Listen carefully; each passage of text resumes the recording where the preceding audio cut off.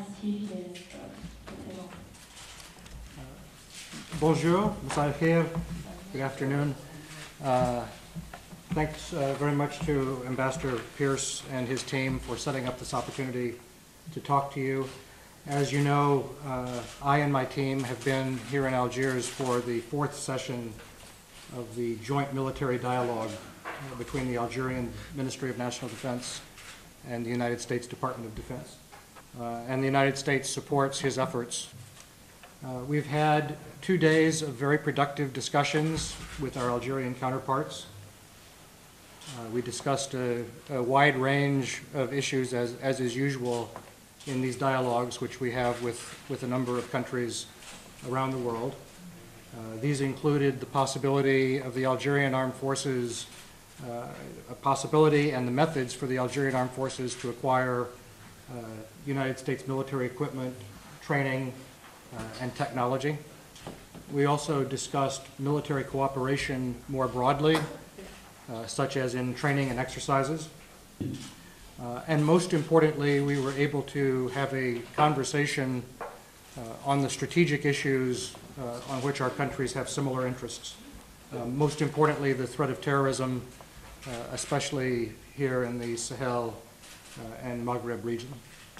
The discussions were, in addition to the joint military dialogue, I should say that I also had the opportunity to have meetings at the Foreign Ministry, with the Minister Delegate of National Defense, and also at the Presidency with Ambassador Rezek Bara on the subject of terrorism. The dialogue itself, as well as these other meetings, were very open, very friendly, candid, and productive. And I hope that we've advanced the relationship between the United States and Algeria in a very productive way over the last 2 days. And with that, let me take whatever questions you may have. Bonjour, amis du journal Travail. Est-ce que vous pouvez nous parler des besoins de l'Algérie en matière de lutte contre le terrorisme et de formation? Et est-ce que ces besoins ont été exprimés hier lors de votre réunion avec les responsables militaires? Well, I should let the Algerian side speak for itself on what their needs are. I would say that what we have discussed has been certain kinds of technology that will help the Algerian Armed Forces in dealing with some of the threat posed by the terrorists. We've talked about the sharing of intelligence on both sides and finding better ways to provide information on the location of the threat. We also have had discussions on a technique that's used by the United States Armed Forces where when we are in a conflict, we have a very formal process for capturing the lessons that are learned by our soldiers in the conflict and then finding a way to disseminate them throughout our army so that every soldier doesn't have to learn the lessons new for himself. He can learn from the experience of his comrades. And so we are going to be working with the Algerian Armed Forces to develop a similar process so that Algerian soldiers can benefit from the same technique. We also talked about some other technological means that the Algerian Army or Algerian Air Force mainly, but the Algerian Armed Forces are interested in to do better intelligence and reconnaissance on their own. And so there are some technological means that we may be able to help them. Je me présente au quotidien d'Oran. Nous savons que l'Algérie contre une intervention étrangère au Sahel. Est-ce que vous partagez la même idée ou alors qu'est-ce que vous lui avez proposé en contrepartie? Merci.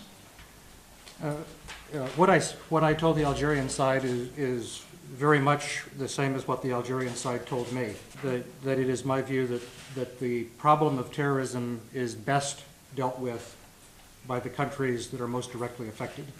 That intervention by outsiders, especially the use of force by outsiders, needs to be a last resort.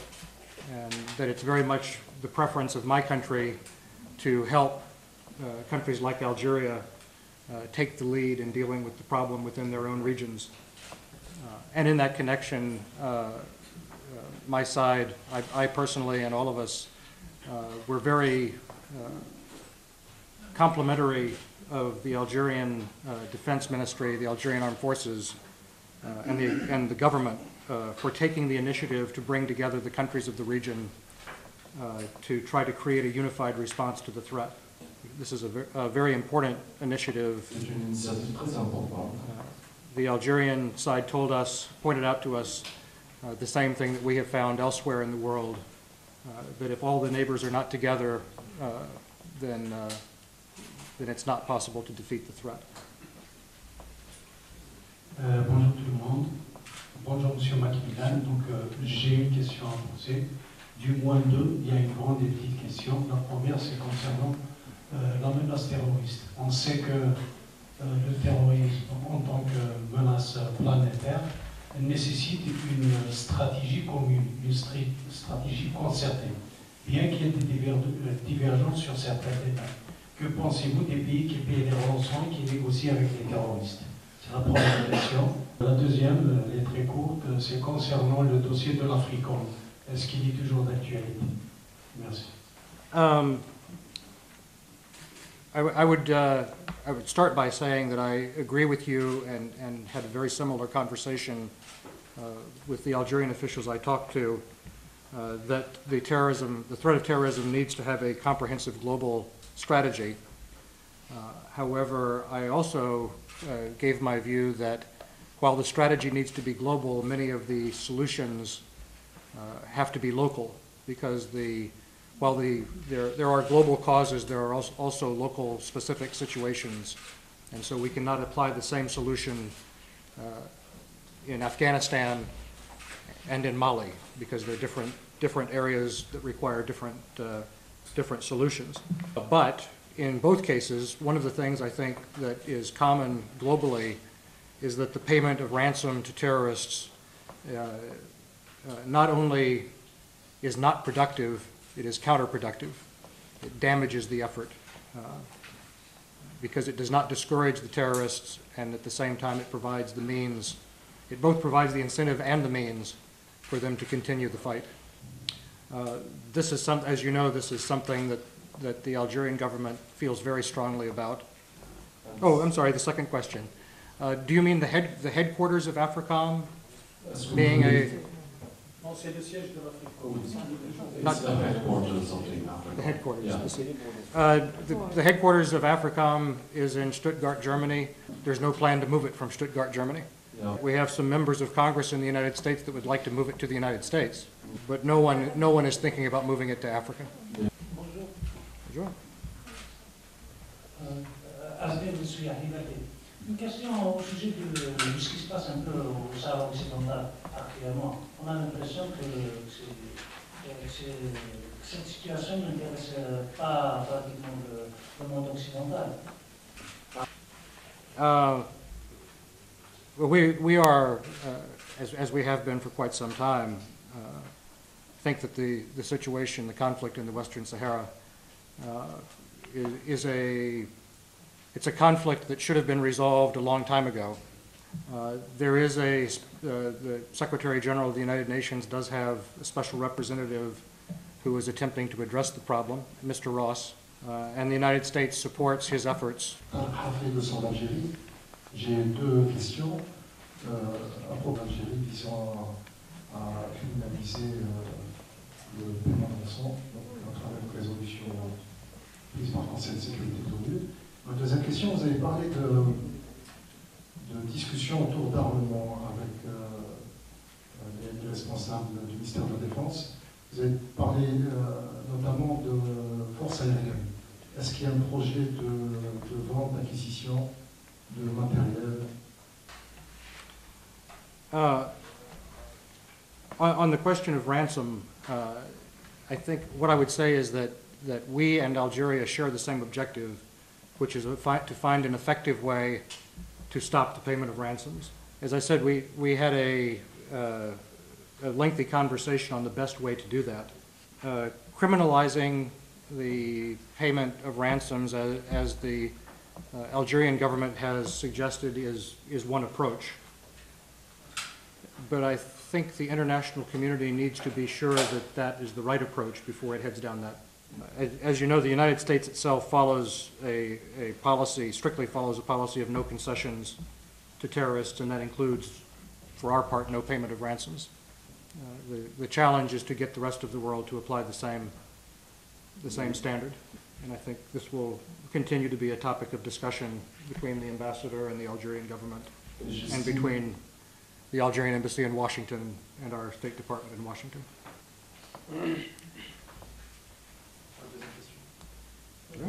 Oh, I'm sorry, the second question. As you know, the Algerian Air Force already operates aircraft that were bought from the United States, the C-130 aircraft, and have been doing that for some years. There are some other specialized aircraft that I think, my understanding is the Algerian Air Force is looking at purchasing commercially, but there is some equipment they would like to put on that they might want to buy from the United States.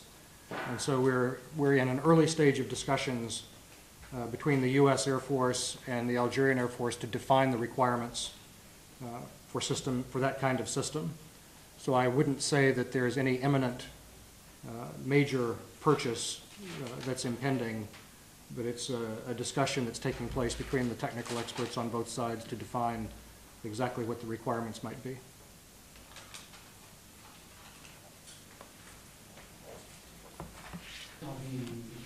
Pensez à un monde entendu concernant l'uranium, les terroristes impliqués dans les armes enragées. Le monde est toujours en liberté, surtout aux États-Unis. Sera-t-il un jour extradé d'Amérique?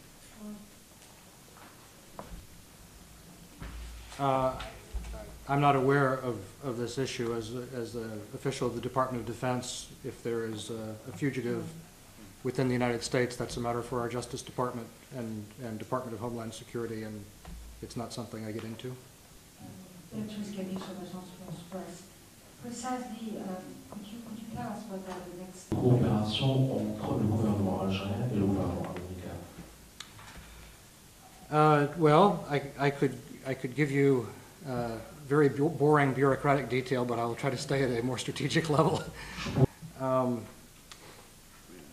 The Joint Military Dialogue consists of a subcommittee that deals with what we call security cooperation, which is the provision of American equipment and training to Algeria, and a subcommittee that deals with military cooperation, which deals with things like exercises involving our armed forces. On the military cooperation side, one of the things we agreed on here in the JMD was a program of exercises and other events that we plan to carry out in 2011, and as well as projecting out into 2012 and 2013 similar programs of joint exercises. This includes exercises here mostly within the Mediterranean region. Some of these exercises involve not only Algeria but other countries as well, and some of them are in the United States and would involve small numbers of Algerian participants. On the security cooperation side, as I said earlier, there are some areas of training and areas of technology that the Algerian Armed Forces are interested in obtaining.